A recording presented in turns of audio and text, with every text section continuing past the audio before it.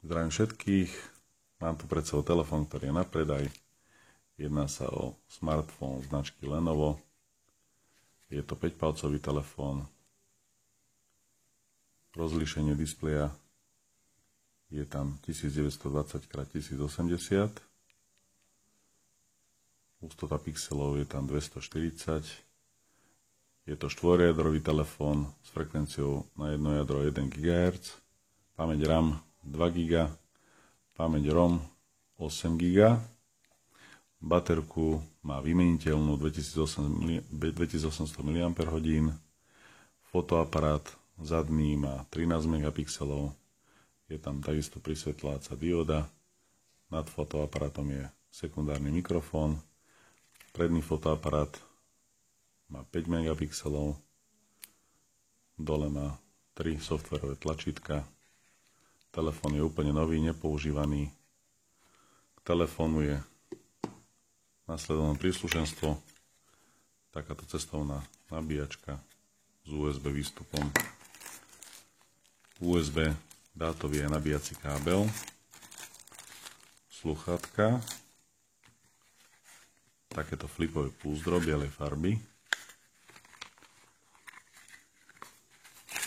Je to taká obojstranná lepiaca fólia, tá sa dá dole a nalepí sa na zadný kryt batérie telefónu. V podstate tým pádom telefón chránený.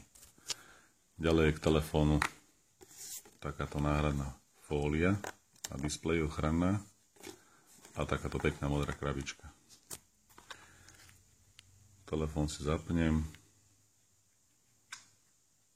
Môžeme si pozrieť, aké hodnotenie dosiahol tento telefón v Antutu benchmarku. Bude to pekne vidieť aj bodové hodnotenie a takisto, čo všetko obsahuje ten telefón. Takže bodovo je na tom tento telefón 18249. Môžeme pozrieť ďalšie informácie. Operačný systém je tam Android, verzia 4.2.2. Je tam grafický procesor Mali 450. Rozlíšenie displeja som hovoril. Predná kamera 12,6 MB. Rámka je tam 2, interná pamäť ROM 8 GB. To by bolo asi všetko. Môžeme si pozrieť, čo obsahuje telefón v inej aplikácii, a to CPU-Z.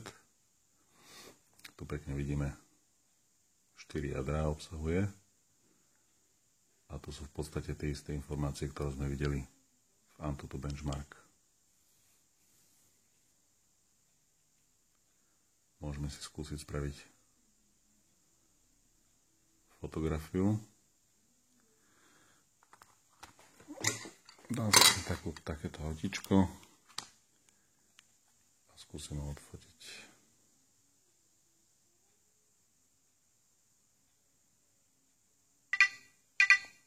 Telefón má aj autofokus, čiže sám zaostruje.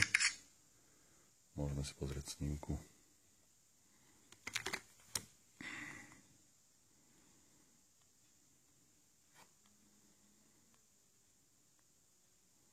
Táto snímka je teraz momentálne v najvyššej kvalite, čiže tých 12,6 megapixelov.